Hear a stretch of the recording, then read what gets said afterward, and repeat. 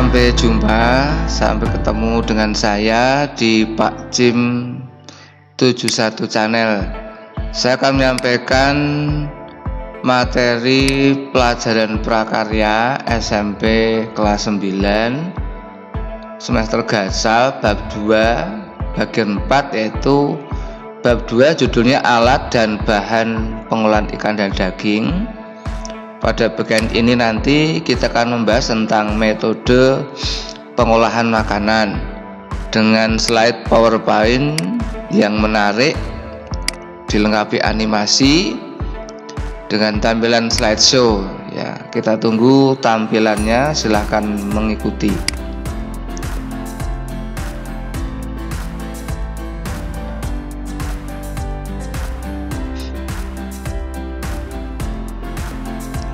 Pelajaran prakarya SMP kelas 9 semester Gasal bab 2 bagian 4. Bab 2 judulnya alat dan pengolahan bahan pengolahan ikan dan daging. Bagian 4 judulnya adalah metode pengolahan makanan.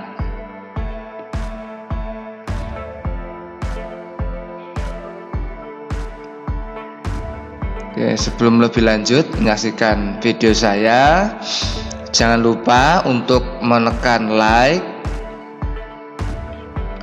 subscribe, tekan loncengnya, kemudian share.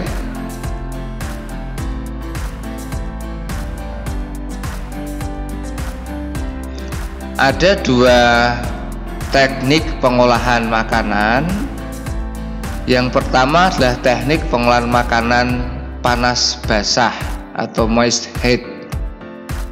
Yang kedua, teknik pengolahan makanan panas kering atau dry heat cooking.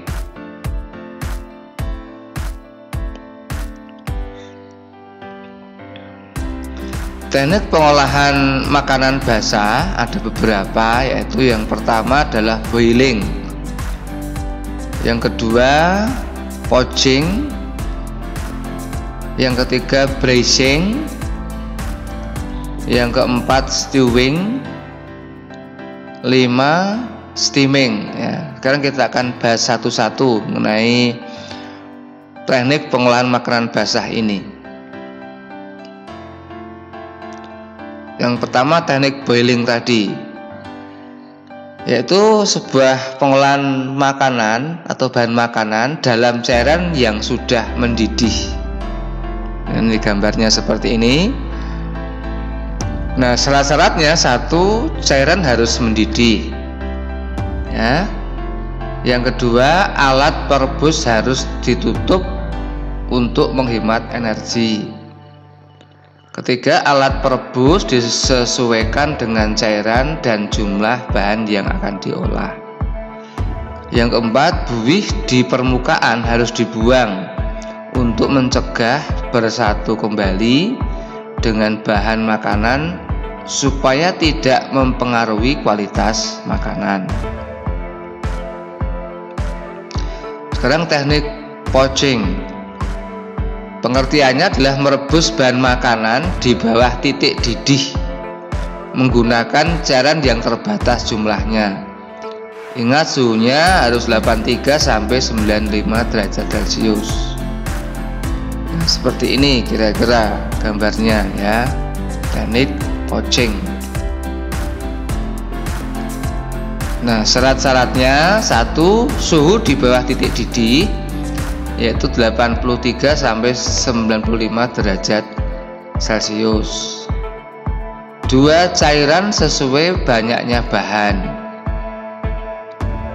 Ya, yang ketiga, makanan harus tertutup cairan. 4, peralatan harus bersih dan tidak luntur.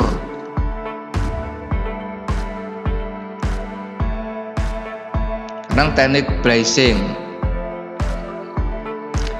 yaitu teknik merebus bahan makanan dengan cairan sedikit. Nah, kira-kira setengah dari bahan yang akan direbus dalam panci tertutup dengan api kecil secara perlahan-lahan. Ini contoh teknik bracing.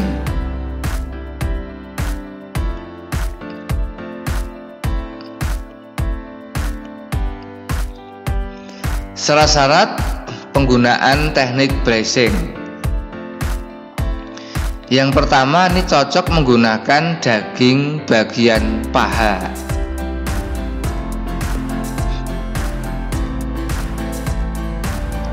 Dua, daging disaus dengan mentega sehingga warnanya kecoklatan. Yang ketiga, cairan pada teknik ini digunakan pada saat penghidangan. Lalu selama proses boleh ditambahkan cairan bila berkurang.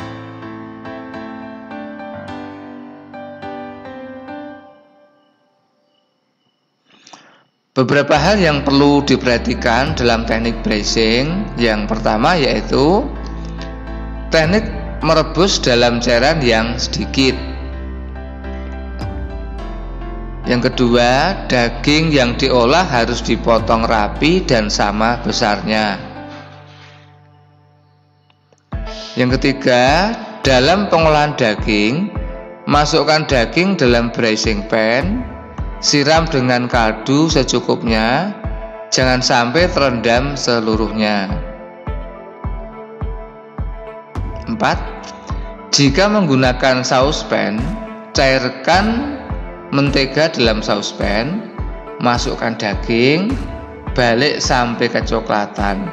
Untuk sayur dibolak-balik. 5.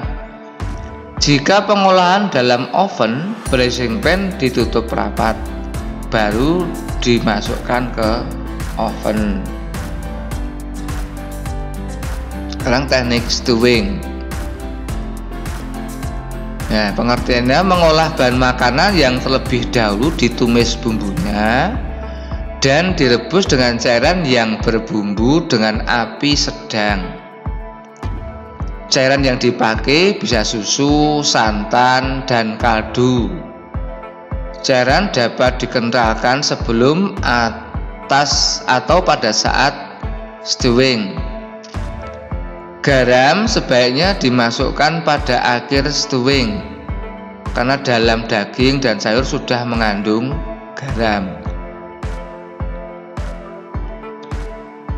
Nah, ini contoh teknik stewing seperti ini. Syarat-syaratnya: 1. Daging harus diblesir terlebih dahulu dengan air mendidih agar kotorannya hilang. 2. Potongan bahan disesuaikan dengan jenis yang akan dimakan. 3. Saus dikentalkan memakai tepung maizena. 4. Untuk daging harus diaduk, untuk ikan harus diaduk dengan hati-hati agar tidak hancur. Sekarang teknik steaming, yaitu mengolah bahan makanan dengan uap air mendidih, dikenal juga dengan mengukus. Bahan makanan diletakkan di dalam steamer, uap air panas akan mengalir ke seluruh bagian makanan. Ya, seperti ini misalnya ya. Sekarang syaratnya: 1. Alat pengukus harus dipanaskan terlebih dahulu hingga mendidih dan mengeluarkan uap. 2. Kapasitas steamer harus disesuaikan dengan jumlah bahan.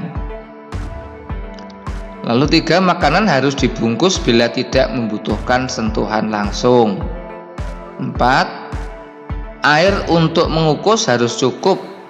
Jika air kukusan habis, makanan bisa belum matang.